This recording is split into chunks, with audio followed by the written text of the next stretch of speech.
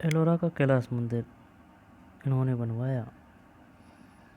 Krishna first, Govind third, ध्रुव Krishna third. Krishna first करते हैं चल।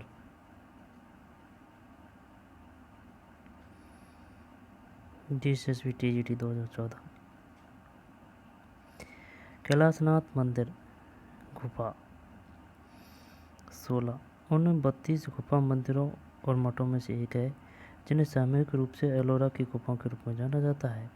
इसके निर्माण का श्रेय आमतौर पर 756 से 773 सी में 8वीं शताब्दी के राष्ट्रकूट कृष्ण को दिया जाता है। मंदिर की वास्तुकला पल्लव और चालुक्य शैलियों के निशान दिखाती है। दोबारा देख ले। कैलाशनाथ मंदिर गुफा 16 उन 32 गुफा मंदिरों और मठों में से एक है जिन्हें सामूहिक रूप से एलोरा की गुफाओं के रूप में जाना जाता है। इसके निर्माण का श्रेय आमतौर पर 773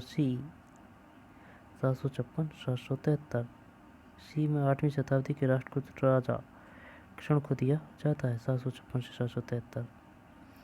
मंदिर की वास्तुकला पल्लव और चालुक्य शैलियों के निशान दिखाती है।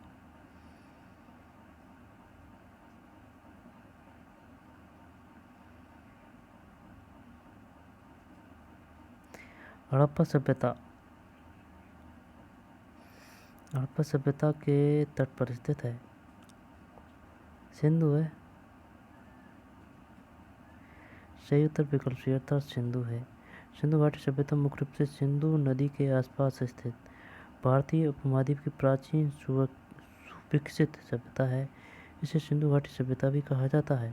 सिंधु नदी का एक संस्कृत नाम है।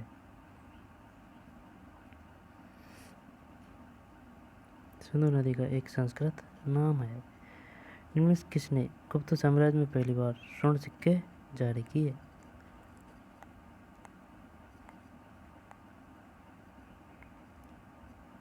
निम्नलिखित किसने गुप्त साम्राज्य में पहली बार स्वर्ण सिक्के जारी किए?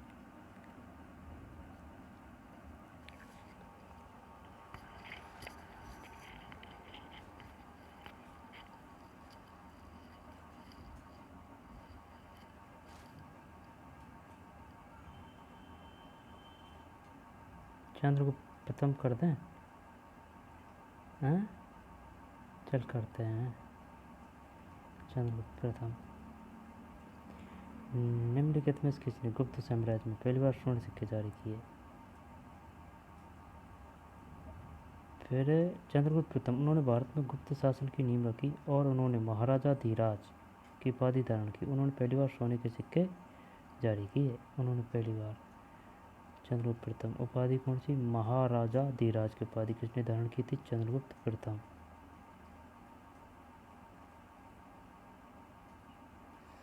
पुराण या दृढ़ प्रकार के सिक्के बनाने में किस धातु का उपयोग किया जाता था? पुराण या दृढ़ प्रकार के सिक्के, ये कौन से सिक्के हैं भाई? तांबा कर देते हैं। कैसे? चांदी सोना। यहाँ पर तांबा, यहाँ पर काश। जब तांबा करते हैं चल। कैसे भी हो सकता है इसमें। चांदी है यार। पुराण या दृढ़ प्रकार के सिक्के बनाने में किस धातु का उपयोग किया जाता था? चांदी। सिक्कों को पुराण, करसापण या पण के नाम से जाना जाता था। पुराण, करसापण या पण के नाम से जाना जाता था। इन सिक्कों में प्रतीकों का अनूठा संग्रह था जो शक्ति एवं समृद्धि का प्रतिनिधित्व करता था। ये सिक्के एक मानक वजन के चांदी के बने होते थे लेकिन अनियमित आकार के होते थे। ठीक है, वजन तो एक होता था लेकिन अनियमित आकार के होते थे। यह चांदी की छड़ों को काटकर और फिर सिक्के के किनारों को काटकर उचित वजन में बनाए गए थे।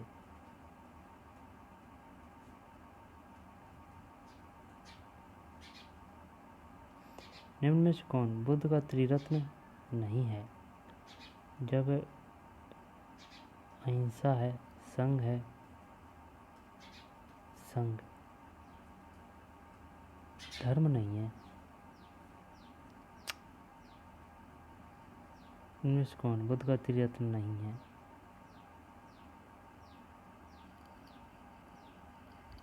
अहिंसा नहीं है, बुद्ध है, संघ है ना, धर्म है। सही उत्तर विकल्प सी है, अर्थात अहिंसा बुद्ध का त्रिरत्न नहीं है। त्रिरत्न का बुद्ध के 3 रत्न है, बुद्ध, ज्ञान है ना, धर्म सिद्धांत और संघ धर्म संप्रदाय। अहिंसा का सिद्धांत बुद्ध द्वारा प्रचलित आचार संहिता का एक हिस्सा है। आया थोड़ी है, 3 रत्न है, बुद्ध, ज्ञान, धर्म सिद्धांत, संघ धर्म संप्रदाय। अहिंसा का सिद्धांत बुद्ध द्वारा प्रचारित आचार संहिता का एक हिस्सा है। बुद्ध यानी कि ज्ञान, धर्म यानी कि सिद्धांत, संघ यानी कि धर्म संप्रदाय।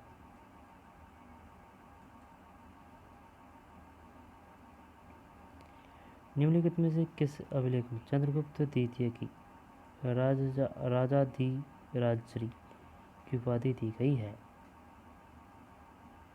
निम्न में से किस अभिलेख में चंद्रगुप्त द्वितीय की राजाधिराजश्री उपाधि दी गई है?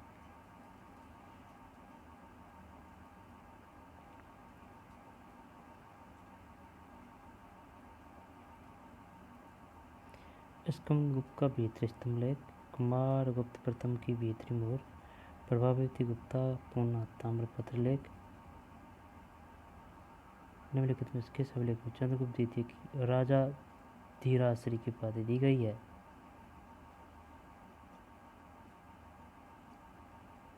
बढ़िया क्वेश्चन है। अभिलेख में चंद्रगुप्त द्वितीय की राजाधिराजश्री की उपाधि दी गई है जब स्कंदगुप्त का भीतरी स्तंभलेख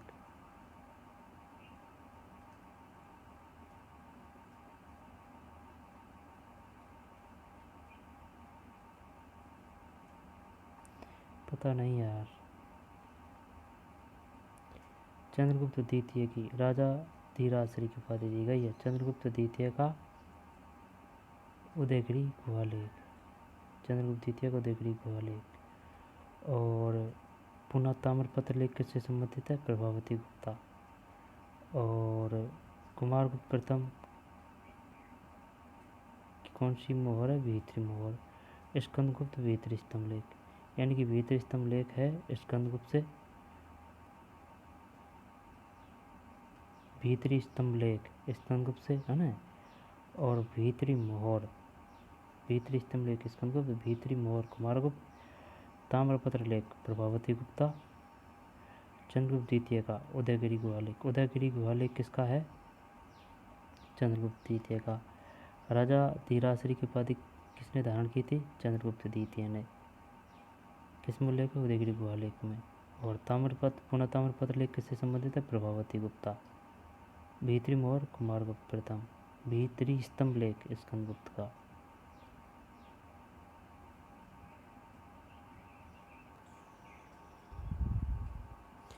चंद्रगुप्त द्वितीय को विक्रमादित्य या चंद्रगुप्त विक्रमादित्य के नाम से भी जाना जाता है।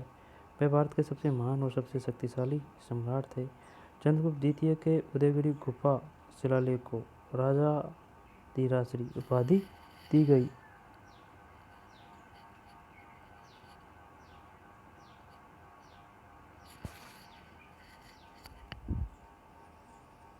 ये गुफाएं मध्य प्रदेश में विदिशा के पास चट्टानों को काटकर बनाई गई 20 गुफाएं हैं।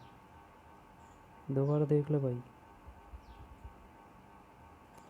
निम्नलिखित में किस अभिलेख में चंद्रगुप्त द्वितीय की राजाधिराजश्री की उपाधि दी गई है? चंद्रगुप्त द्वितीय का उदयगिरी गुहालेख।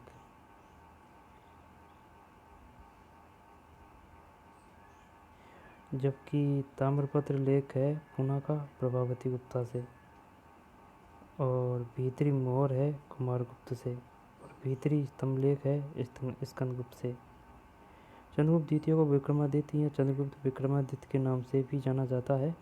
वे भारत के सबसे महान और सबसे शक्तिशाली सम्राट थे। चंद्रगुप्त द्वितीय के उदयगिरी गुफा शिलालेख को राजाधिराजश्री की उपाधि दी गई है।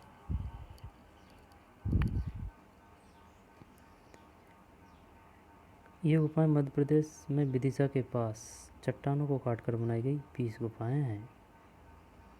ठीक, विदिशा के पास चट्टानों को काटकर बनाई गई 20 गुफाएं हैं। निम्नलिखित में से किस एक चोल राजा ने संपूर्ण सलोन यानी सिंगल पर विजय प्राप्त की थी? राजेंद्र फर्स्ट है।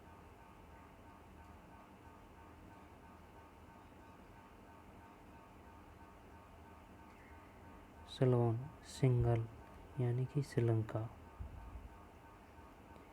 राजेंद्र फर्स्ट ने अपने पिता राजराज चोल प्रथम की भांति एक विस्तारवादी नीति का अनुसरण किया।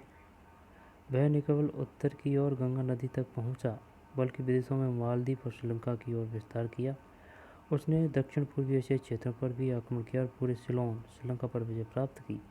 उसने सुमात्रा के राजा जयसिम्हा द्वितीय, पश्चिमी चालुक्य और कई अन्य राज्यों को हराया। उन्होंने गंगईकोंडा चोलपुरम शहर की स्थापना की और उसी शहर में प्रसिद्ध रामेश्वर मंदिर का निर्माण किया। दोबारा देख ले। राजेंद्र फर्स्ट ने अपने पिता राजा चोल प्रथम की भांति एक विस्तारवादी नीति का अनुसरण किया। राजा चोल प्रथम ने की भांति वह न केवल उत्तर की ओर गंगा नदी पहुंचा, बल्कि विदेशों में मालदीव और श्रीलंका की ओर विस्तार किया। राजा चोल किसके पिताजी थे? राजेंद्र फर्स्ट के।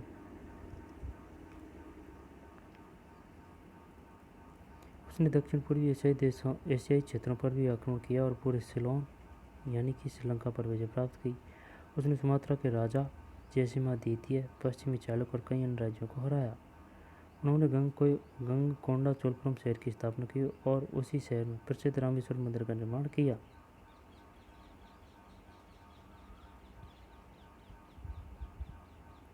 गंगईकोंडा चोलपुरम शहर की स्थापना की और उसी शहर में प्रसिद्ध रामेश्वर मंदिर का निर्माण किया। बुद्ध का जन्म किस ईसा पूर्व हुआ था? 563 कर देते हैं। चल 563। बुद्ध का जन्म 563 ईसा पूर्व नेपाल के लुम्बिनी कपिलवस्तु के पास विशाखा पूर्णिमा दिवस पर हुआ था। उनका जन्म शुद्धोदन और महामाया से हुआ था। 16 वर्ष की आयु में यशोधरा से विवाह किया। राहुल नाम का एक बेटा था। एक बूढ़े आदमी, एक बीमार आदमी, एक लाश और एक तपस्वी को देखने पश्चात उन्होंने एक पथिक बनने का निर्णय किया। 16 वर्ष की आयु में यशोधरा से विवाह किया। नेपाल के लुम्बिनी कपिलवस्तु के पास विशाखा पूर्णिमा दिवस पर हुआ था। विशाखा पूर्णिमा दिवस पर हुआ। उनका जन्म शुद्धोदन और महामाया से हुआ। पिताजी के नाम था शुद्धोदन, माताजी महामाया। राहुल नाम का एक बेटा था। एक बूढ़े आदमी, एक बीमार आदमी, एक लाश और एक तपस्वी को देखने पश्चात। किस हड़प्पा स्थल से संलग्न नालियों के साथ 12 स्नानागारों का एक समूह पाया जाता है?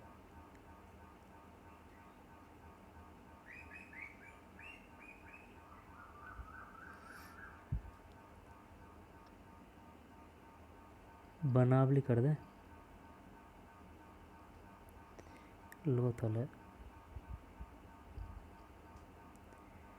विशाल स्नानागार तीसरी सहस्त्राब्दी ईसा पूर्व में बनाया गया था। यह दुर्ग टीले पर स्थित है।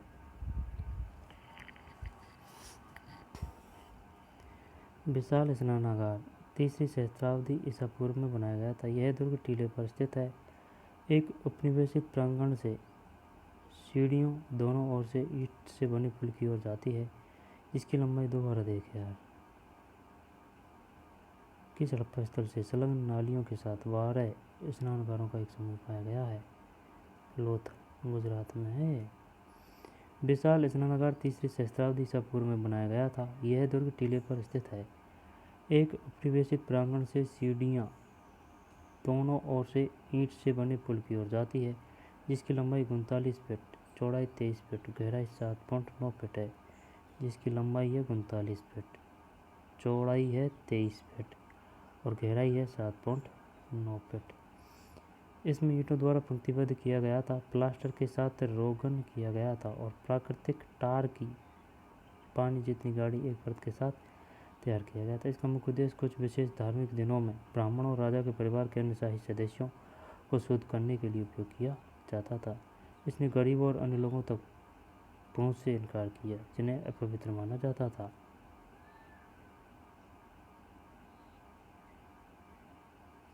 उनतालीस, चौड़ाई 23 फीट और गहराई 7.9।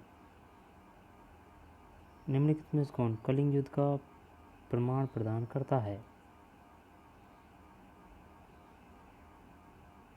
जब कलिंग युद्ध का प्रमाण कौन प्रदान करता है? मास की कर दें हैं? मास की अभिलेख, यहाँ पर शिलालेख 13वां शिलालेख मास की। चल सी करते हैं, शिलालेख 13वां है।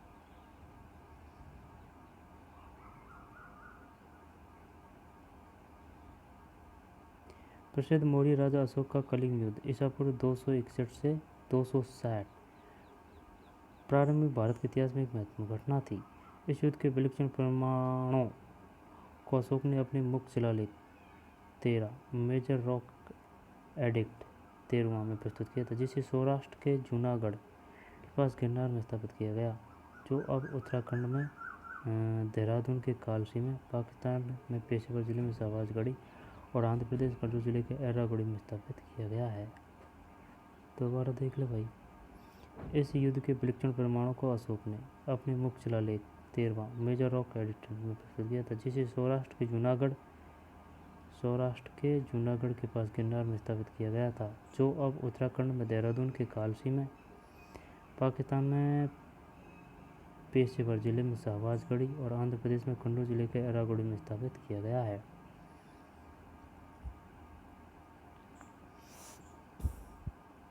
याद भी तो होना चाहिए। जिसे सौराष्ट्र के जूनागढ़ के पास गिरनार में स्थापित किया गया था, जो अब उत्तराखंड में देहरादून के कालसी में, पाकिस्तान के पेशेवर जिले में शहबाजगढ़ी कहाँ है? पाकिस्तान पेशेवर जिले में, और आंध्र प्रदेश में कन्नूर जिले के एर्रागुड़ी में स्थापित किया गया है। निम्न में से कौन सी सिंधु घाटी सभ्यता का पाकिस्तानी स्थल नहीं है? जब लोथल गुजरात है, जब हड़प्पा भी है, मोहनजोदड़ो भी है, लोथल नहीं है। सही उत्तर विकल्प है, अर्थात लोथल हड़प्पा सभ्यता का पाकिस्तानी स्थल नहीं है। पाकिस्तान में सभ्यता के महत्वपूर्ण स्थल है हड़प्पा पश्चिम पंजाब में रावी, मोहनजोदड़ो सिंध पर, चान्होदड़ो सिंध पर इत्यादि। लोथल गुजरात में एक स्थल है। दोबारा देख ले। अर्थात लोथल हड़प्पा सभ्यता का पाकिस्तानी स्थल नहीं है। पाकिस्तान में सभ्यता का महत्वपूर्ण स्थल एक तो हड़प्पा पश्चिम पंजाब में रावी नदी पर, हड़प्पा पश्चिमी पंजाब में रावी नदी पर, मोहनजोदारो सिंधु पर, चान्होदारो सिंधु पर, मोहनजोदारो सिंधु पर, चान्होदारो सिंध पर। सिंधु और सिंध अलग अलग है। मोहनजोदारो सिंधु पर, चान्होदारो सिंध पर इत्यादि लोथल गुजरात में एक स्थल है।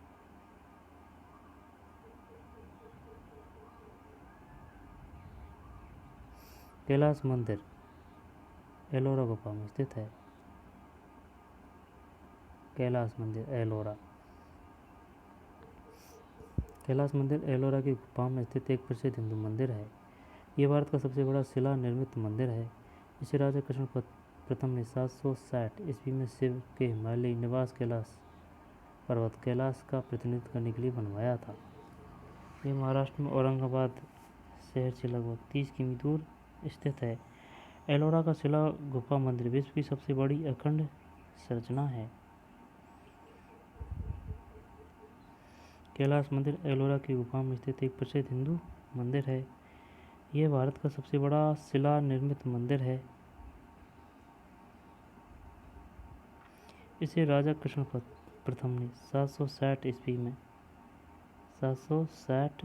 में ठीक है ना।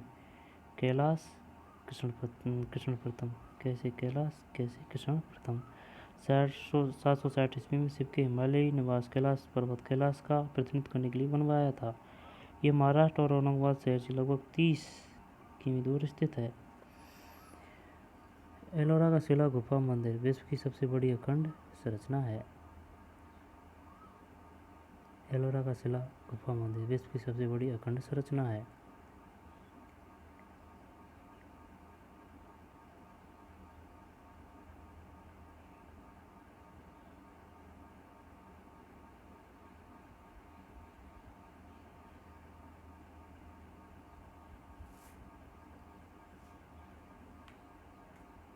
एलोरा का शिला गुफा मंदिर विश्व की सबसे बड़ी अखंड संरचना है। एलोरा का शिला गुफा मंदिर विश्व की सबसे बड़ी अखंड संरचना है। आई बात समझ में? विश्व की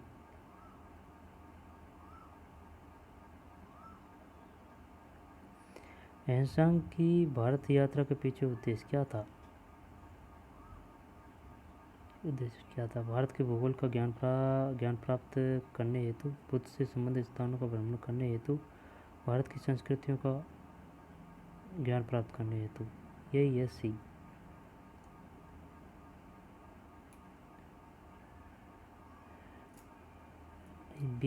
बी करते हैं चल।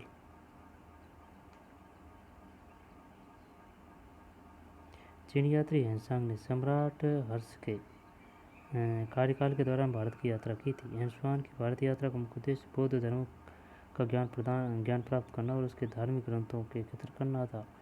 अपनी यात्रा के दौरान उन्होंने विभिन्न स्थानों पर सूर्य के उपासकों, कई बौद्ध भिक्षुओं एवं अनुयायियों, स्तूपों तथा मठों का दौरा किया और ज्ञान प्राप्त किया।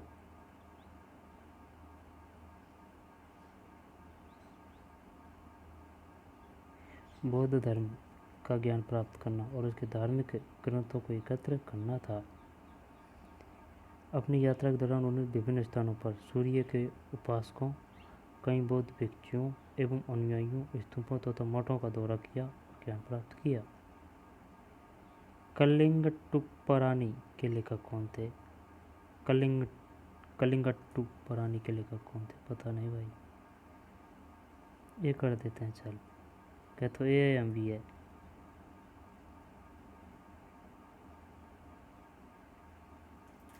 जेम कोडार कलिंगट्टुपरानी के लेखक। कलिंगट्टुपरानी एक तमिल कविता और जेम कोडार द्वारा गाया गया एक युद्ध संबंधित गीत था। इस गीत या कविता द्वारा चोल कलिंग युद्ध में कलिंग राजा अनंतवर्मन चौदगंगा पर कुलोत्तुंग चोल प्रथम की जीत को सब मनाया। परानी एक प्रकार का साहित्य है जो एक राजा या एक सेनापति पर लिखा गया है जिसने एक युद्ध में 1000 हाथियों को वध किया था। कलिंगट्टुपरानी करुणाकर तोडैमान के नियंत्रण के तहत कलिंग के चोल आक्रमण को खूबसूरती से दर्शाता है, जहाँ 1000 हाथी मारे गए थे।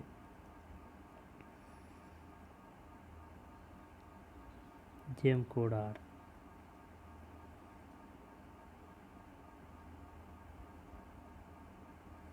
कलिंग के चोल आक्रमण को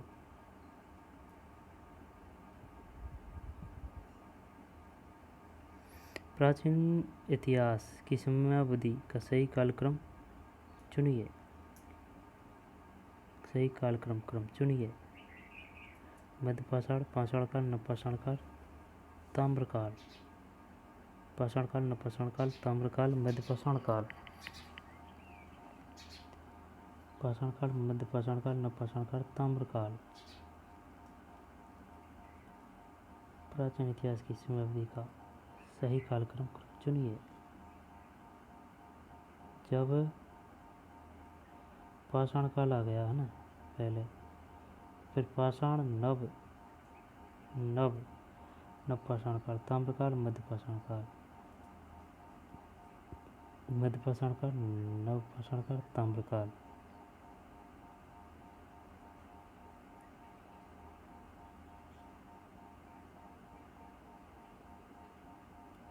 चल बी करते हैं, सी है। पाषाण काल सही है। पाषाण काल के बाद में मध्यपाषाण काल है मध्य पाषाण काल के बाद में नवपाषाण, फिर ताम्रकाल।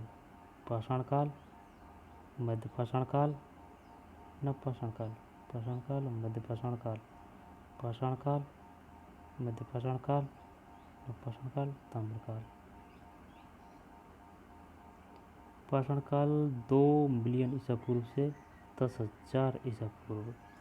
मध्य पाषाण काल 10,000 ईसा पूर्व से 8,000 ईसा पूर्व। नवपाषाण काल 8,000 ईसा पूर्व से 4,000 ईसा पूर्व। ताम्रकाल 4,000 ईसा पूर्व से 1,500 ईसा पूर्व। ठीक, दोबारा देख ले। पाषाण काल 2 मिलियन ईसा पूर्व से 10,000 ईसा पूर्व। मध्य पाषाण काल 10,000 ईसा पूर्व से, मध्य पाषाण काल का टाइम रहा है 10,000 ईसा पूर्व से 8,000 ईसा पूर्व। पाषाण काल, पाषाण काल के बाद में मध्य पाषाण काल 10,000 ईसा पूर्व से 8,000 ईसा पूर्व। नवपाषाण काल 8,000 ईसा पूर्व से 4,000 ईसा पूर्व। ताम्रकाल 4,000 ईसा पूर्व से 1,500 ईसा पूर्व।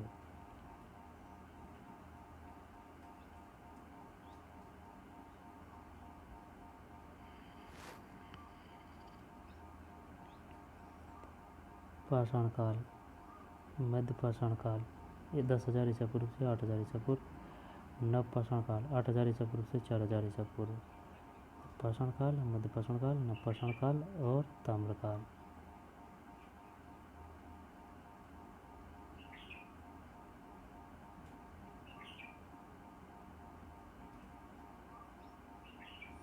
महावीर के संदर्भ में निम्नलिखित में से कौन सा कथन सही है? वह मूर्ति पूजा में विश्वास करते थे। उन्होंने योग के माध्यम से मुक्ति प्राप्ति का उपदेश दिया। उन्हें वेदों पर विश्वास नहीं था। वह एक ईश्वर में विश्वास करते थे। कौन सा कथन सही है?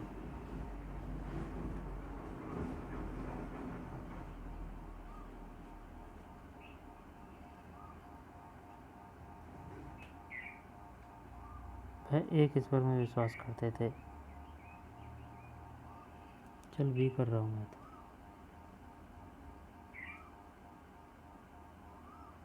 कौन सा कथन सही है? उन्हें वेदों पर विश्वास नहीं था।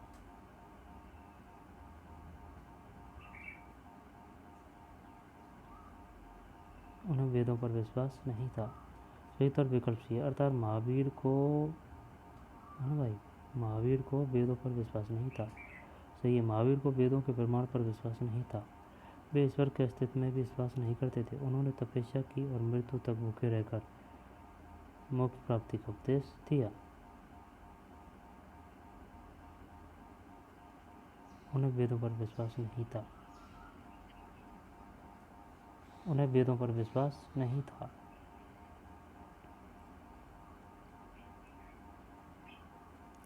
किस चोल सम्राट का नाम अरुमोलिवर्मन था?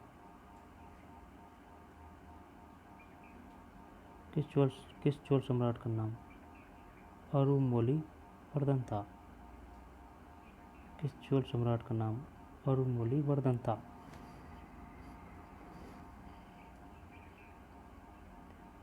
जब पता नहीं भाई, परांतक राजराजा अरुमोलिवर्मन था। अरुमोलिवर्मन ने स्वयं को राजराजा सेकंड के रूप में अभिषिक्त किया और 985 ईस्वी में सिंहासन पर बैठा। उन्होंने लगभग 30 वर्षों तक शासन किया। उसके अधीन भारत में चोल वंश बड़े पैमाने पर विकसित हुआ और मालदीव पर विजय प्राप्त की। राजराजा सेकंड ने भी चालुक्यों के साथ युद्ध किया और मैसूर के अधिकांश भागों पर विजय प्राप्त की। वह एक सक्षम प्रशासक था और उसने कई मंदिरों का निर्माण किया। तंजौर बने एक मंदिर का नाम राजराजेश्वर मंदिर है। राजराजा 2 के बाद उसके पुत्र ने गद्दी की कमान संभाली।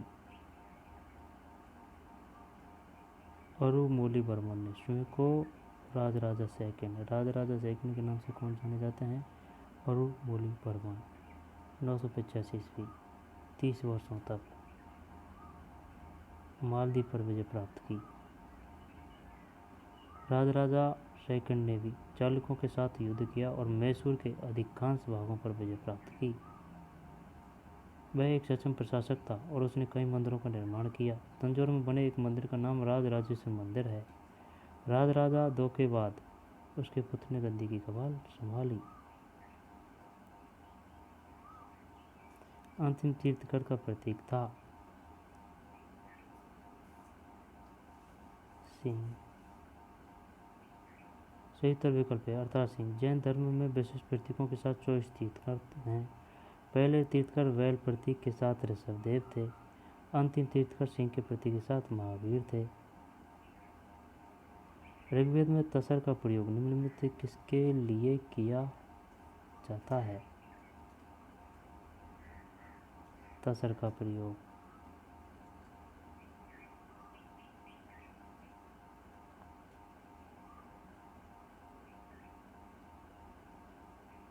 पता नहीं भाई।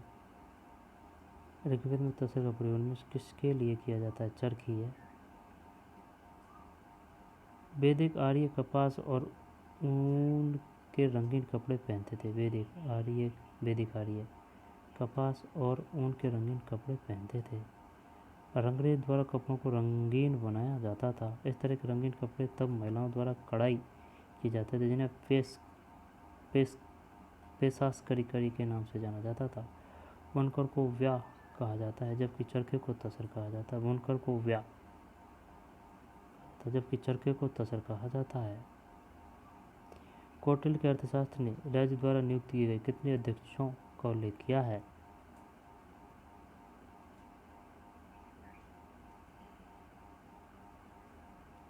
कितने अध्यक्षों का उल्लेख किया है? 27, 22, 25, 27।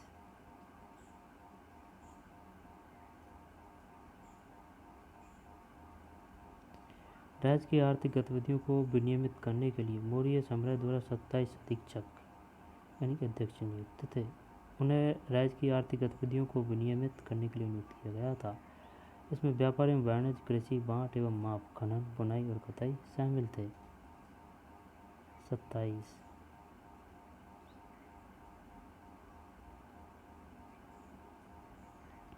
उत्तर वैदिक काल में सैन्य कार्यों का प्रबंधन किया गया था। उत्तर वैदिक काल में सैन्य कार्यों का प्रबंधन किया गया था। किसान, आदिवासी लोग, नियमित सशस्त्र बल,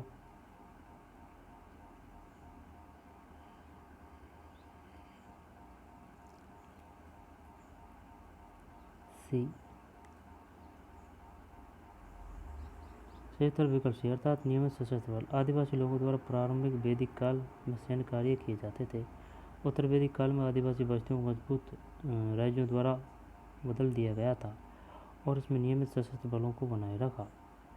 सही उत्तर विकल्प सी है अर्थात नियमित सशस्त्र बल। आदिवासी लोगों द्वारा प्रारंभिक वैदिक काल में सैन्य कार्य किए जाते थे। उत्तर वैदिक काल में आदिवासी बस्तियों को मजबूत राज्यों द्वारा बदल दिया गया था और इसने नियमित सशस्त्र बलों को बनाए रखा।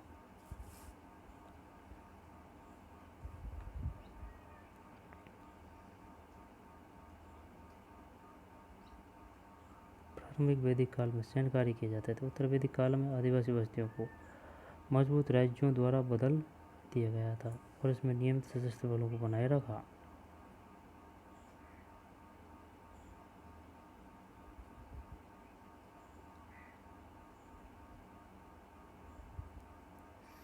जैन धर्म में दिगंबर होते थे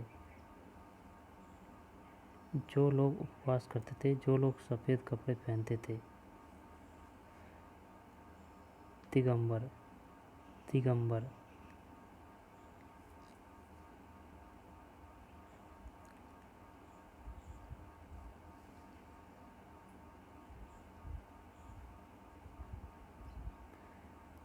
श्वेतांबर, पीतांबर,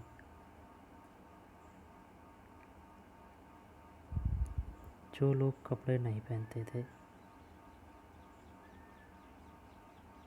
सही उत्तर विकल्प अर्थात जो लोग कपड़े नहीं पहनते थे। सफ़ेद कपड़े पहनने वाले जैन श्वेतांबर रहते थे और जो जैन कोई कपड़े नहीं पहनते उन्हें दिगंबर कहा जाता है। पहियों की खोज किस काल में हुई? पहियों की खोज पहियों की नवपाषाण काल। नवपाषाण काल 8000 ईसा पूर्व से 4000 ईसा पूर्व। इस अवधि में कृषि की शुरुआत हुई। इस दौरान पहिए की खोज भी की गई। इस अवधि के दौरान महत्वपूर्ण नवपाषाण स्थल था। महत्वपूर्ण नवपाषाण स्थल बुर्ज होम कश्मीर, कुफराल कश्मीर, मेहरगढ़ पाकिस्तान, चिरांद बिहार, दोजली हेडिंग त्रिपुरा, असम, कोल्डेवा यूपी। दोबारा देख ले। इस अवधि में कृषि की शुरुआत हुई। इस दौरान पहिए की खोज भी की गई। इस अवधि के दौरान महत्वपूर्ण नवपाषाण स्थल था। महत्वपूर्ण नवपाषाण स्थल बुर्ज होम कश्मीर, ठीक, गोफराल कश्मीर, मेहरगढ़ पाकिस्तान, चिरांद बिहार, दोजली हेडिंग त्रिपुरा, असम, कोल्डेवा यूपी। बुर्ज होम कहाँ है? कश्मीर में। गोफराल कहाँ है? कश्मीर में। मेहरगढ़ पाकिस्तान, चिरांद बिहार में, दोजली हेडिंग त्रिपुरा, असम। प्राचीन भारतीय जिस विवाह में कन्या के पिता को मिथुन देने की शर्त होती थी उसे कहते थे।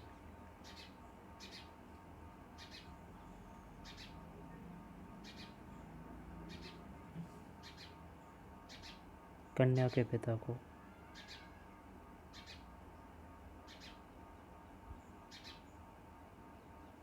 आर्ष,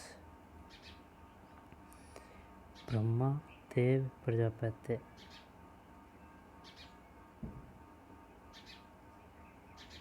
आर्ष है।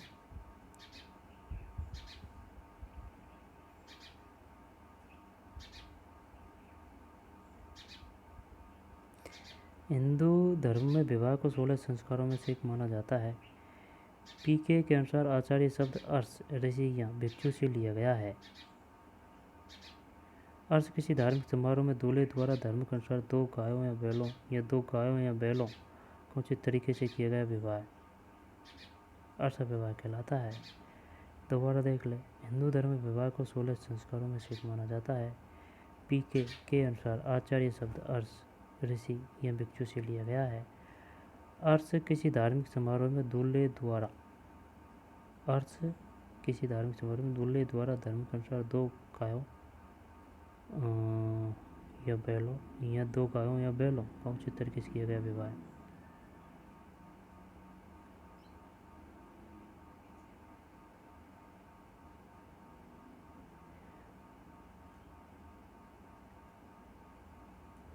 आर्स।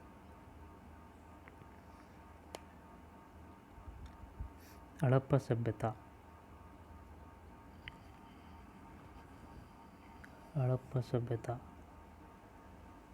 जब पुरापाषाण युग, हड़प्पा सभ्यता, पुरापाषाण युग,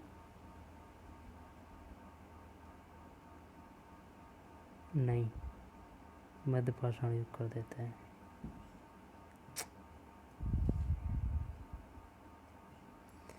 हड़प्पा सभ्यता ताम्र युग का एक हिस्सा है।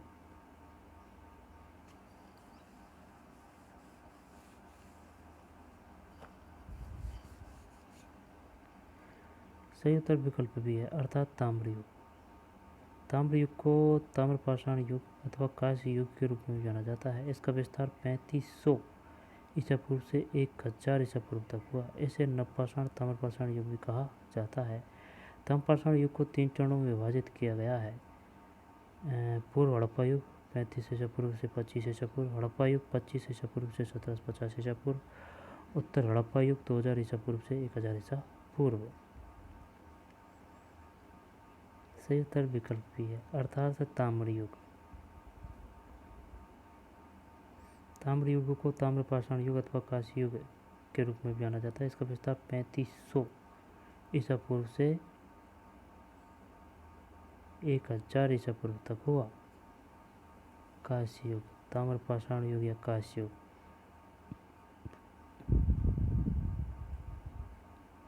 इसे नवपाषाण ताम्रपाषाण युग भी कहा जाता है। ताम्रपाषाण युग को 3 चरणों में विभाजित किया गया है। पूर्व हड़प्पा युग 35 ईसा पूर्व से 25 ईसा पूर्व, हड़प्पा युग 25 ईसा पूर्व से 1750 ईसा पूर्व, उत्तर हड़प्पा युग 2000 ईसा पूर्व से 1000 ईसा पूर्व।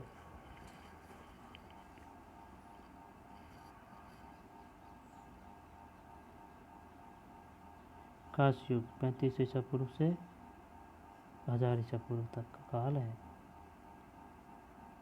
कितने चरणों में बांटा गया है? 3 चरणों में बांटा गया है। एक तो है पूर्व हड़प्पा युग 35 ईसा पूर्व से 2500, और हड़प्पा युग है 2500 से 1750, और उत्तर हड़प्पा युग है 2000 ईसा पूर्व से 1000 ईसा पूर्व। अमरावती में महान स्तूप मूल रूप से किसके कार्यकाल में स्थापित किया गया था?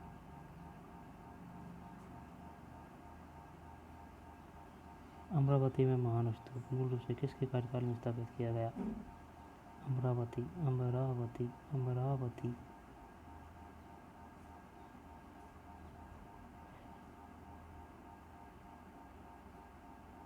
अमरावती गुप्त। कर देते हैं? करते चल। यही तो बात है, नेगेटिव जाता है फिर। तैयारी कमज़ोर है अपनी यार। 14 करेक्ट है, 12 रॉन्ग है। अगर इनको नेगेटिव हटा जब 7-8 क्वेश्चन है, यानी कि 12 24 25 26 क्वेश्चन में से 10 क्वेश्चन रख ले। 8 9 10 इतने क्वेश्चन रख ले। अमरावती महान स्तूप मूल रूप से किसके कार्यकाल में स्थापित किया गया? अशोक है। अमरावती स्तूप महान अशोक के शासनकाल के दौरान बनाया गया था। यह स्तूप अशोक द्वारा बनवाया गया था क्योंकि वह बुद्ध के एक महान अनुयायी थे। क्वेश्चन ये भी आता है, बताइए अशोक किस धर्म से संबंध रखते थे? जैन धर्म या बौद्ध धर्म? बौद्ध। उन्होंने अपने जीवन के बाद के वर्षों में बौद्ध धर्म ग्रहण किया। इसे सन 200 के आसपास बनाया गया था। अमरावती स्तूप पर उत्कीर्ण नक्काशी में गौतम बुद्ध के जीवन की कहानी के साथ साथ उनकी शिक्षाओं को भी दर्शाया गया है। बौद्ध धर्म के पतन के कारण कर्नल कॉलिन मैकेंजी द्वारा स्तूप को नष्ट कर दिया गया। बौद्ध धर्म के पतन के कारण कर्नल कॉलिन मैकेंजी द्वारा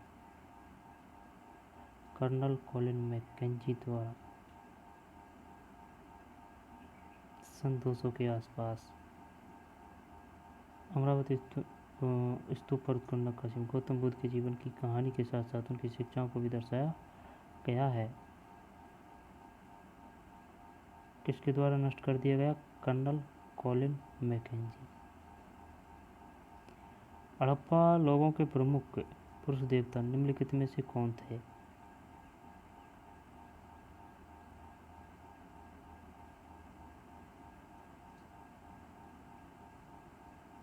शिव।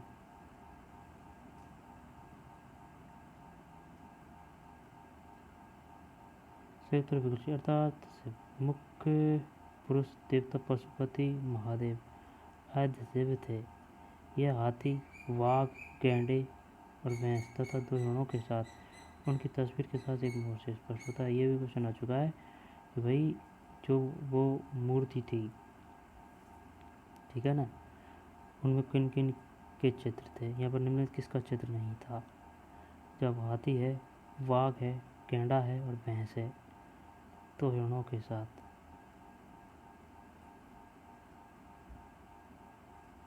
भारत स्थल पर गड्ढे खोदने के साथ निम्नलिखित किस प्राचीन? ये तो मेहरगढ़ है। बुर्जुम और रंगपुर। बुर्जुम और रंगपुर प्राचीन भारतीय स्थल है जो खुदाई के दौरान प्रमाण के साथ प्राप्त हुए हैं। बुर्जुम कश्मीर घाटी में स्थित हड़प्पा सभ्यता का एक पुरातात्विक स्थल है। इसमें नवपाषाण काल के हड्डी औजार तथा मिट्टी के बर्तन शामिल है। रंगपुर भी गुजरात में हड़प्पा सभ्यता का एक पुरातात्विक स्थल है। रंगपुर भी गुजरात में हड़प्पा सभ्यता का। बुर्जुम और रंगपुर प्राचीन भारतीय स्थल हैं जो खुदाई के दौरान प्रमाण के साक्ष्य प्राप्त हुए हैं। बुर्जुम कश्मीर घाटी में स्थित हड़प्पा सभ्यता का एक पुरातात्विक स्थल है। बुर्जुम है कश्मीर में हड़प्पा सभ्यता। इसमें नवपाषाण काल के हड्डी के औजार तथा मिट्टी के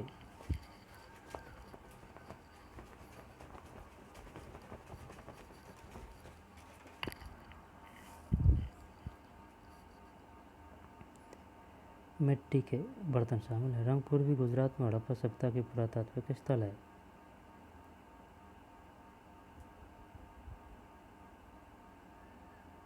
बुर्ज कश्मीर में है ना। और इसमें नपाषाण काल के हड्डी के औजार तथा मिट्टी के बर्तन शामिल है। रंगपुर भी गुजरात में हड़प्पा सभ्यता के पुरातात्विक स्थल है। निम्न में किसने महेंद्रादित्य के शीर्षक को अपनाया? महेंद्रादित्य, श्रीगुप्त या फिर चंद्रगुप्त?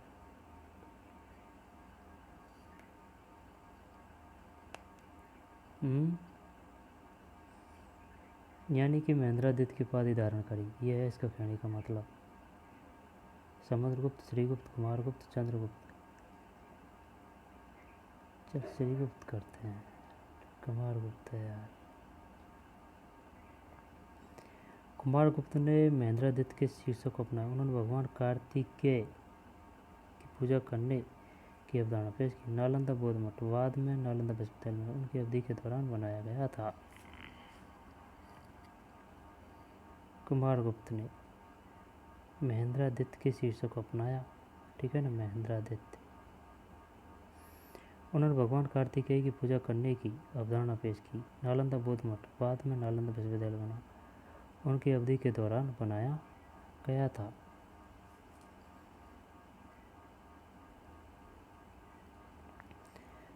किसने महेंद्रादित्य के शीर्षक को अपनाया? कुमारगुप्त। कुमारगुप्त ने महेंद्रादित्य के शीर्षक को अपनाया। उन्होंने भगवान कार्तिकेय की पूजा करने की अवधारणा पेश की। नालंदा बौद्ध मठ बाद में नालंदा विश्वविद्यालय बना, उनकी अवधि के दौरान बनाया गया था।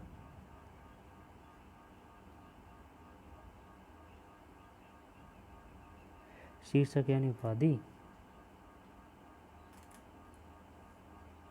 नालंदा बौद्ध मठ, ये क्वेश्चन भी आ चुका है, किसके समय बनाया था या फिर किसने बनाया था? कुमारगुप्त। नालंदा बौद्ध मठ बाद में नालंदा विश्वविद्यालय बना। मौर्य साम्राज्य का ये बृहदत्त आना चाहिए आंसर। बृहदत्त मौर्य साम्राज्य का अंतिम शासक था। उसने 187 से 185 ईसा पूर्व तक शासन किया। उसकी हत्या पुष्यमित्र शुंग द्वारा की गई। 187 ईसा पूर्व से 185। राजस्थान में कौन सा स्थल स्थित है? कालीबंगा। कालीबंगा राजस्थान के हनुमानगढ़ जिले में घग्गर नदी के तट पर स्थित है। लोथल गुजरात में भोगवा नदी पर कैम्बे की खाड़ी के पास स्थित है। लोथल गुजरात में भोगवा नदी पर कैम्बे की खाड़ी के पास स्थित है। वनावली हरियाणा के हिसार के जिले में स्थित है। हड़प्पा पंजाब के साहिवाल जिले में रावी के तट पर स्थित है। हड़प्पा पंजाब के साहिवाल जिले में रावी के तट पर स्थित है। देख, वनावली हरियाणा में है और लोथल गुजरात में है। कौन सी नदी? भोगवा नदी। और कालीबंगा हनुमानगढ़ घग्गर नदी साहिवाल जिले के रावी तट पर स्थित है। हड़प्पा। नटराज अथवा नृत्य करते शिव से संबंधित है। जब पाल तो है नहीं है ना, या तो राष्ट्रकूट है या चोल है।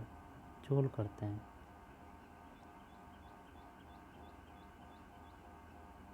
सही उत्तर विकल्प अर्थात चोल है। राज्य की स्थापना विजयाला द्वारा की गई थी। इनकी मुख्य राजधानी तंदौर थी। नटराज अथवा नृत्य करते शिव उनके राज्य के थे। स्थानीय स्वशासन की अवधारणा उनके राज्य में पाई गई। अर्थात चोल राज्य की स्थापना विजयला द्वारा की गई।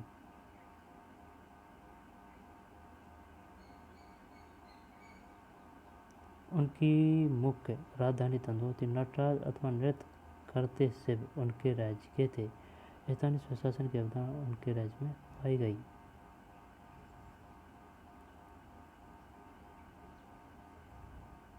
ये क्वेश्चन आ चुका है। तंजौर किसकी राजधानी थी?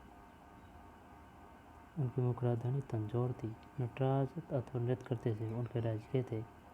स्थानीय स्वशासन की अवधारणा उनके राज्य में पाई गई। सिंधु सभ्यता का लोथल शहर कहाँ स्थित है? लोथल ये तो गुजरात है।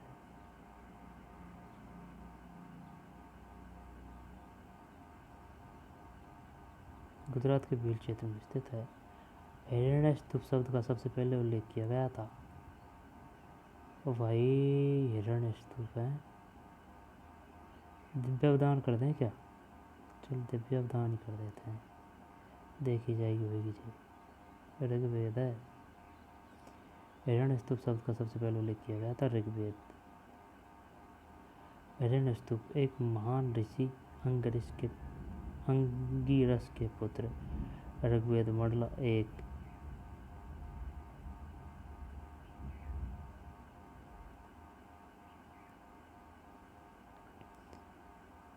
हिरण्य स्तूप एक महान ऋषि अंगिरस के पुत्र।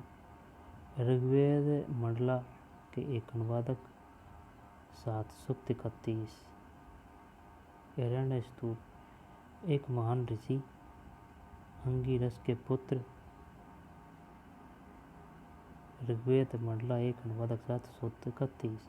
सतपर ब्राह्मण 1:4 में उल्लेखित है कि इंद्र ने प्रत्र और वज्र फेंकने के बाद खुद को छुपाया और उसे खोजने के लिए कुछ देवताओं को प्रतिनियुक्त किया। अग्नि देवता हिरण्य स्तूप ऋषि और बृहस्पति की खोज में निकले।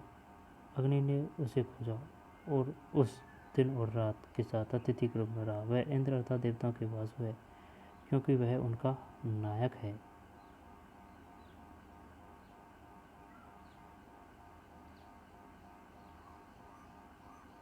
हिरण्य स्तूप ऋषि और बृहस्पति उनकी खोज में निकल पड़े।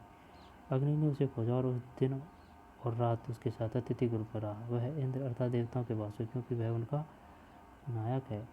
निम्नलिखित में किस शासक द्वारा नालंदा विश्वविद्यालय की? ये कुमारगुप्त प्रथम है। नालंदा विश्वविद्यालय की स्थापना कुमारगुप्त प्रथम ने की थी। वह मात्र गुप्त वंश के प्रसिद्ध शासकों में से एक नहीं था। प्राचीन काल में नालंदा विश्वविद्यालय शिक्षा के केंद्र के रूप में उभरा। इसे कन्नौज के राजा हर्षवर्धन 7वीं शताब्दी CE और पाल शासकों 8 से 12वीं शताब्दी CE सहित विभिन्न शासकों द्वारा संरक्षण प्रदान किया गया। कन्नौज के राजा हर्षवर्धन, पाल शासकों 8 से 12वीं शताब्दी।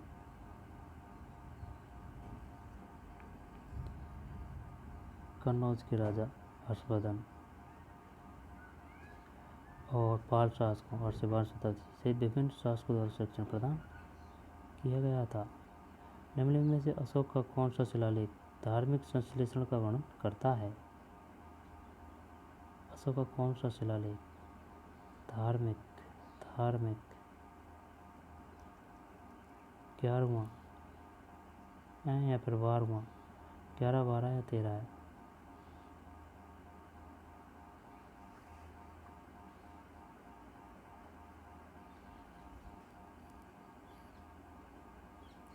चौदहवां है भाई वो। 14वां नहीं, 13वां है वो। 13वां। हाँ,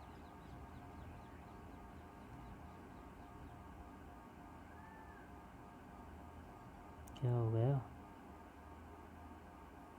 क्वेश्चन बीत गए क्या?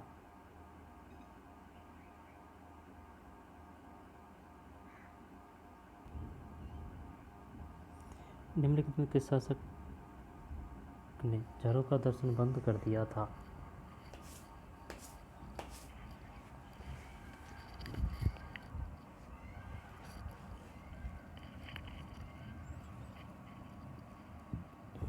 जब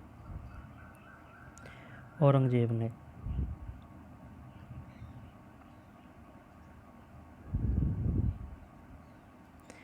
तुलादान और झरों का दर्शन की प्रथा को मुगल सम्राट औरंगजेब ने प्रतिबंध कर दिया था। तुलादान और झरों का दर्शन, उन्होंने इसे एक गैर इस्लामी प्रथा मूर्ति पूजा का एक रूप माना। तुलादान सम्राट को सोने से तोलने की प्रथा है और झरोखा दर्शन सम्राट के किलों और महलों में बालकनी झरोखा पर सार्वजनिक दर्शन को संबोधित करने का एक दैनिक अभ्यास था। दोनों प्रथाएं उनके परदादा मुगल बादशाह अकबर ने शुरू की थी। तुलादान और झरोखा दर्शन।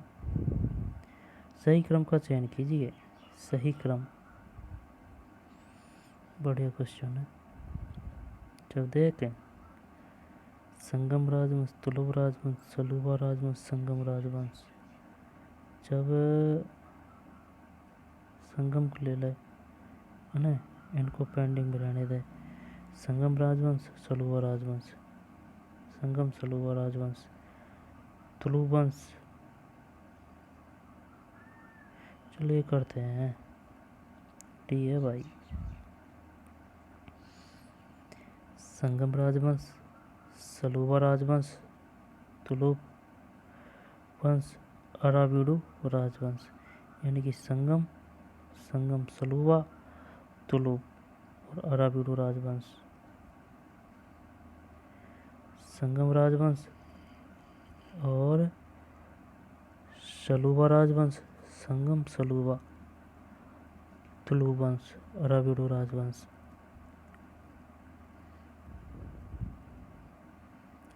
संगम राजवंश है ना,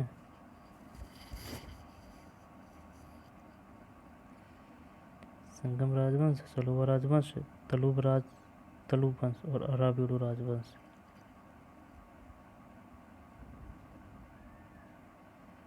संगम, संगम के बाद सलूबा, सलूबा के बाद तुलुव, तुलुव के बाद अराविडू है।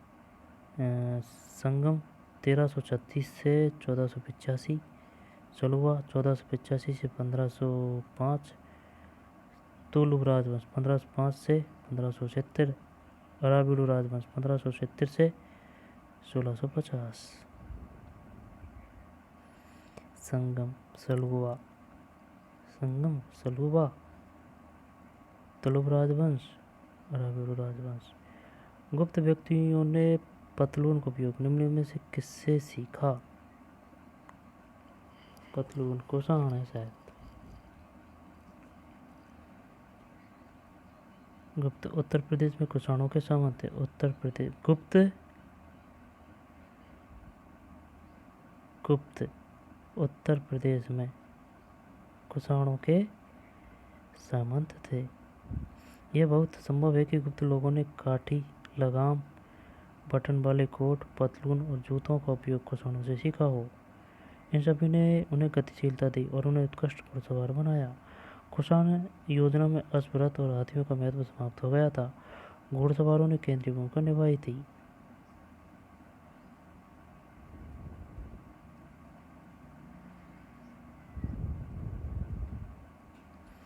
चैतन्य चरितमृत के लेखक कौन थे? पता नहीं भाई।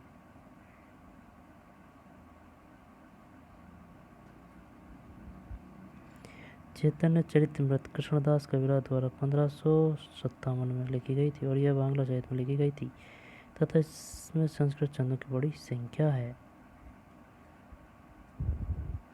किस चोल शासक ने मुद्रेकोंडा और मधुरंतक की उपाधि धारण की?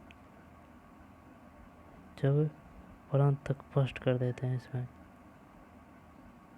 यहाँ पर आदित्य फर्स्ट है। मुद्रेकोंडा और मधुरंतक, परांतक फर्स्ट सही है।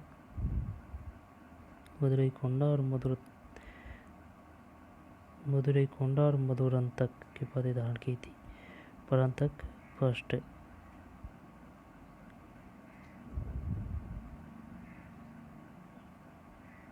मधुरंतक की उपाधि धारण की थी।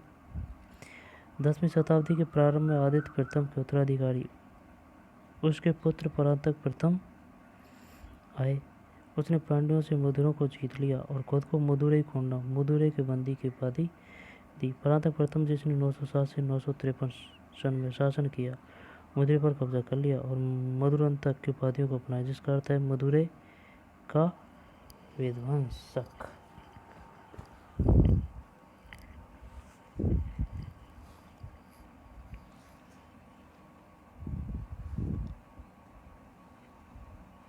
किस चोल शासक ने मदुरई कोंडा और मधुरंतक की उपाधि धारण की? परांतक फर्स्ट है।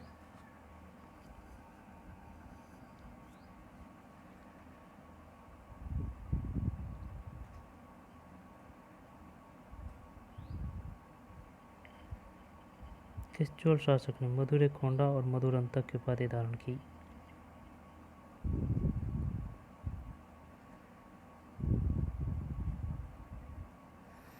10वीं शताब्दी के प्रारंभ में आदित्य प्रथम के उत्तराधिकारी उसके पुत्र परांतक प्रथम आए। उसने पांड्यों से मदुरै को जीत लिया और खुद को मदुरै कोंडा मदुरै के बंदी की उपाधि दी। परांतक प्रथम जिसने 907 से 953 सन में शासन किया, मदुरै पर कब्जा कर लिया और मधुरंतक की उपाधियों को अपना लिया, जिसका अर्थ है मदुरै का विध्वंसक।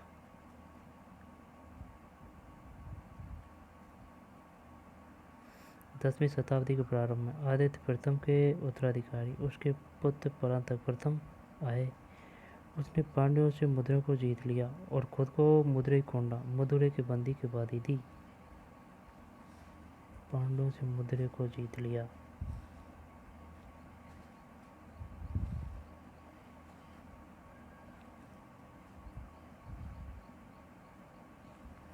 परांतक प्रथम जिसने 907 से 953 सन में शासन किया, मदुरै पर कब्जा कर लिया और मधुरंतक की उपाधि को अपना, जिसका अर्थ है मदुरै का विध्वंसक।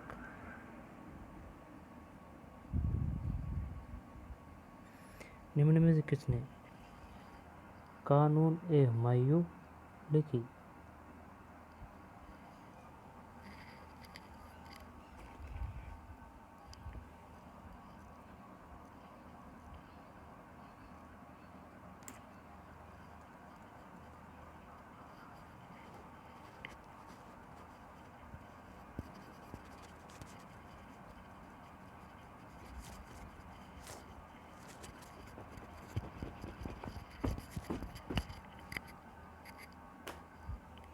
दोबारा देख ले।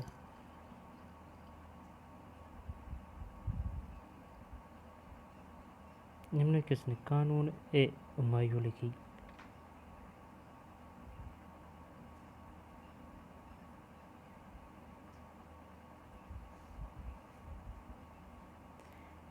ख्वाणमीर।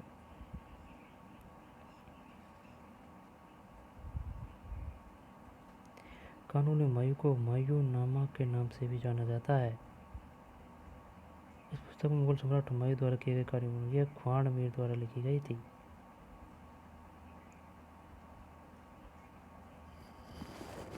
ख्वाणमीर।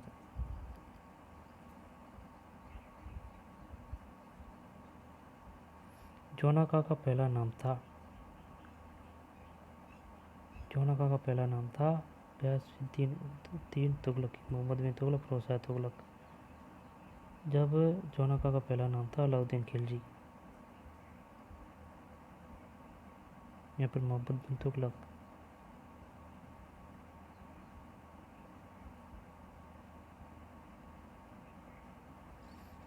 जोनाका का पहला नाम था अलाउद्दीन खिलजी व मोहम्मद बिन तुगलक। जोनाका का पहला नाम था मोहम्मद बिन तुगलक। मोहम्मद बिन तुगलक को जोनाका के नाम से भी जाना जाता था। वह 1325 ईस्वी में अपने पिता के उत्तराधिकारी बने। मोहम्मद बिन तुगलक जोनाका। उन्हें अपने समय का सबसे बड़ा विद्वान माना जाता है। वह अरबी और फारसी दोनों को जानता था और उसे दर्शन, खगोल विज्ञान, तर्कशास्त्र, गणित और भौतिक विज्ञान का व्यापक ज्ञान था। वह विदेशियों के साथ स्वस्थ रहा और चीनी शासक से एक दूत प्राप्त किया।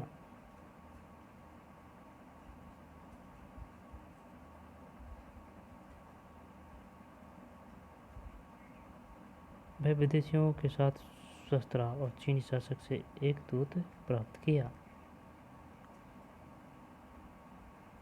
मोहम्मद बिन तुगलक को जोनाका के नाम से भी जाना जाता। वह 1325 में अपने पिता के उत्तराधिकारी बने। निम्न में से किसे वर्ष निम्न में से किस वर्ष में अकबर ने बड़ी संख्या में काजियों को शांति फैलाने व विद्रोह भड़काने के लिए मान ने देश निकालने का आदेश दिया। काजियों को अशांति फैलाने व विद्रोह भड़काने के लिए मान ने आदेश निकालने का आदेश दिया।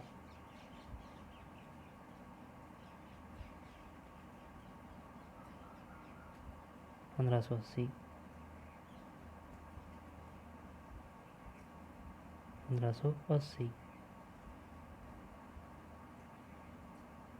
1580 काजियों और शासक के बीच और पूर्वी प्रांतों में विद्रोह के बाद कलह हुई।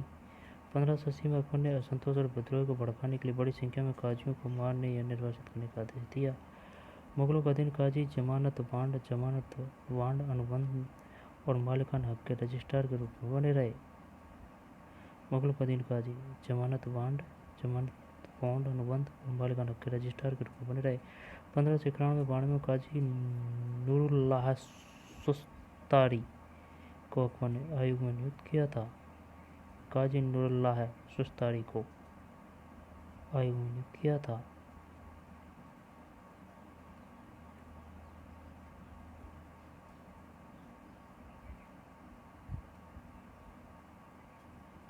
निम्न में से किस इतिहास के लेखक ने कहा कि अमीरों को इनके एकताओं के एवज में ऋण देकर व्यापारी व महाजन बहुत धनी हो गए? किस इतिहास लेखक ने कहा कि अमीरों को उनके एकताओं की एवज में ऋण देकर व्यापारी व महाजन बहुत धनी हो गए? मिन्हाजुस सिराज, याहिया सरहिंदी।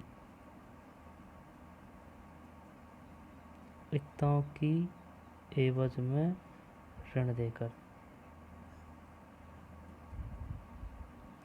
याहिया बिन अहमद सरहिंदी 15वीं सदी के भारतीय इतिहासकार थे जिन्होंने तारीख मुबारक शाही दिल्ली सल्तनत की फारसी भाषा का इतिहास लिखा था। मुबारक शाह के शासनकाल के दौरान लिखा गया उनका कार्य सैयद वंश के लिए जानकारी का एक महत्वपूर्ण स्रोत है।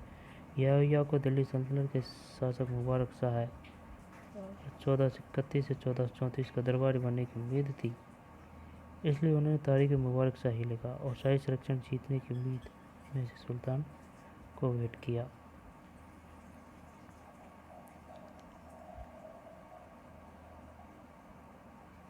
याहिया बिन अहमद सरहिंदी 15वीं सदी के भारतीय इतिहासकार थे जिन्होंने तारीख मुबारक शाही दिल्ली सल्तनत का फारसी भाषा का इतिहास लिखा था। मुबारक शाह के शासनकाल के दौरान लिखा गया उनका कार्य सैयद वंश के लिए जानकारी का एक महत्वपूर्ण स्रोत है।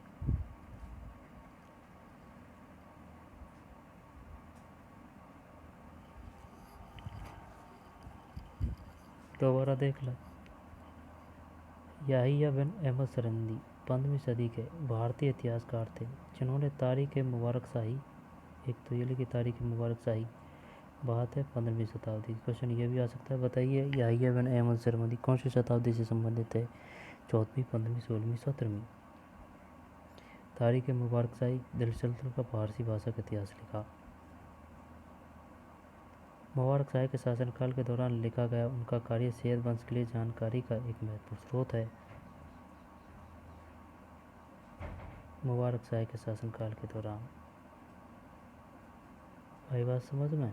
मुबारक शाह के शासनकाल के दौरान याहिया को दिल्ली सल्तनत के शासक मुबारक शाह और 1431-34 का दरबारी बनने की उम्मीद थी, इसलिए उन्हें तारीख मुबारक शाही लिखा और शाही संरक्षण जीतने की उम्मीद में से सुल्तान को भेंट किया।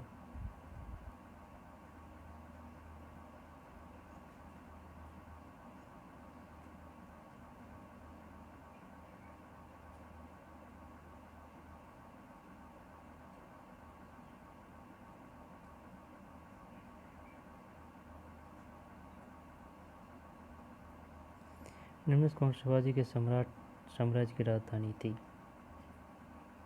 रायगढ़। शिवाजी ने रायरी के किले का नाम बदलकर रायगढ़ राजा का किला कर दिया और उन्होंने इसे शिवाजी के मराठा साम्राज्य की राजधानी बना दिया, रायरी।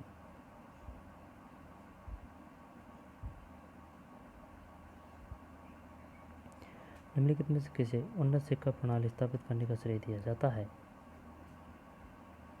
जब शेरशाह है, अकबर है, जहांगीर है, शाहजहां है।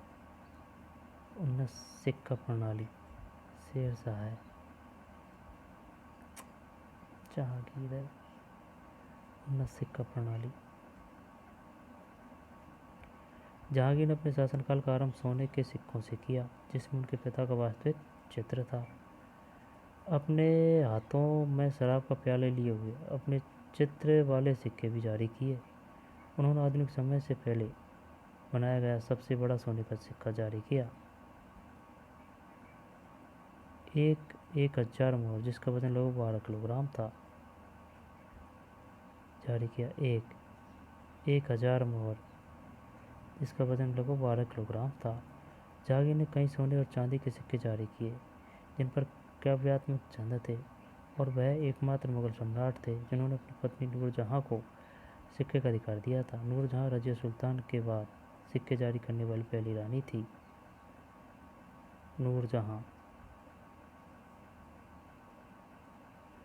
नूरजहां रजिया सुल्ताना के बाद नूरजहां रजिया सुल्तान के बाद सिक्के जारी करने वाली पहली रानी थी।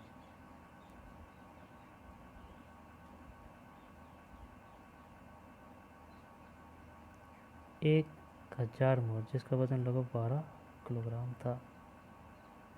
दंती दुर्ग राष्ट्रकूट के संस्थापक थे। दंती दुर्ग राष्ट्रकूट के संस्थापक थे। उन्हें दंती वर्मन या दंती दुर्ग द्वितीय के नाम से भी जाना जाता था। उनकी राजधानी कर्नाटक के गोलवर क्षेत्र में स्थित थी। दंती दुर्ग राष्ट्रकूट के संस्थापक थे। उन्हें दंती वर्मन या दंती दुर्ग द्वितीय के नाम से भी जाना जाता था। उनकी राजधानी कर्नाटक के गोलवर्ग क्षेत्र में स्थित थी। दंती दुर्ग।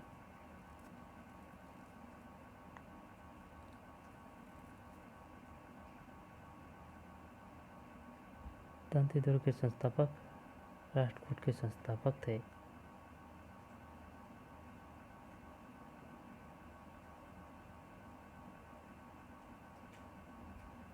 उनकी राजधानी कर्नाटक गोलवर्ग क्षेत्र में स्थित थी। दंती दुर्ग राष्ट्रकूट के संस्थापक थे। उन्हें दंती वर्मन या दंती दुर्ग द्वितीय के नाम से जाना जाता था। उनकी राजधानी कर्नाटक के गोलवर्ग क्षेत्र में स्थित थी।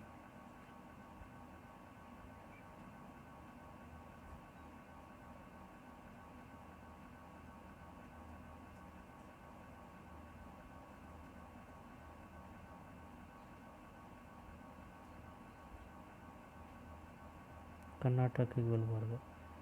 मकबरा मरियम उज्जैवनी का निर्माण किस मुगल राजा ने करवाया था? मकबरा मरियम उज्जैवनी का मरियम शाहजहां जहांगीर। मरियम उज्जैवनी का मकबरा मुगल सम्राट अकबर की रानी मरियम उज्जैवनी का मकबरा है। हाँ, मकबरा है किसका? मरियम उज़-ज़मानी का मकबरा मुगल सम्राट अकबर की रानी मरियम उज़-ज़मानी का मकबरा है। यह मकबरा जहांगीर ने अपनी मां मरियम उज़-ज़मानी की याद में बनवाया था। यह मकबरा आगरा के उपनगर सिकंदरा में स्थित है।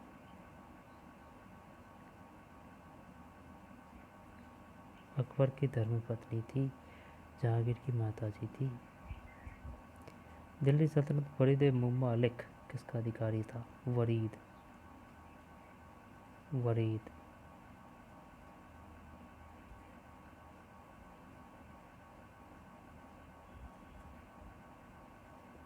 सूचना और खुफिया अधिकारी। वरीद मुमल्लिक सूचना और खुफिया विभाग के अधिकारी थे। वह कुलीन व्यक्ति जिसे सुल्तान का पूर्ण विश्वास प्राप्त था उसे मुख्य वरीद के रूप में नियुक्त किया गया था। वरीद मुमल्लिक सल्तनत में जो कुछ हो रहा था उसकी जानकारी रखता था। स्थानीय स्तर पर वारिद राज्य के मामलों में संबंधित नियमित समाचार केंद्रीय कार्यालय को भेजते थे। वरीद के अलावा पत्रकारों का एक और समूह भी मौजूद था जिन्हें मुनीहियन के नाम से जाना जाता था। वरीद एक मुमल्लिक।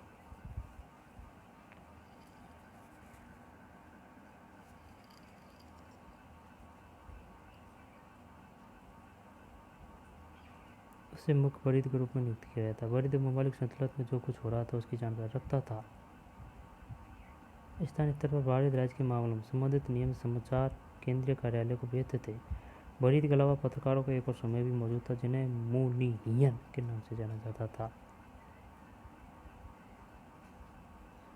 निम्न में किस चोल शासक ने सुमात्रा और मलया पर विजय प्राप्त की?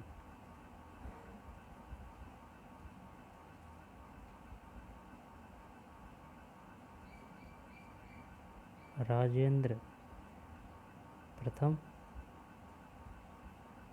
सुमात्रा, मलया पर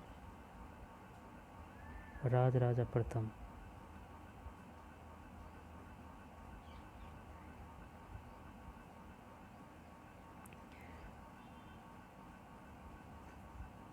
राजेंद्र प्रथम है। इनमें किस चोल शासक ने सुमात्रा और मलया पर विजय प्राप्त की थी? राजेंद्र प्रथम। दक्षिण भारत के महान चोल शासक राजा चोल प्रथम के पुत्र राजेंद्र चोल प्रथम ने पिता के उत्तराधिकारी के रूप में 1014 ईस्वी में पदभार संभाला। राजेंद्र के क्षेत्र तटीय बर्मा, अंडमान और निकोबार द्वीप समूह, लक्षद्वीप, मालदीव तक फैले हुए थे, जो श्रीवज्य दक्षिण पूर्व एशिया में सुमात्रा, जावा और मलया के राजाओं और पेगु द्वीपों पर अपने जहाज़ों के बेड़े के साथ विजय प्राप्त कर रहे थे। उसने बंगाल और बिहार के पाल राजा महिपाल को हराया। दक्षिण भारत के महान चोल राजा चोल प्रथम के पुत्र राजेंद्र चोल प्रथम ने पिता के उत्तराधिकारी के रूप में 1014 ईस्वी में पदभार संभाला।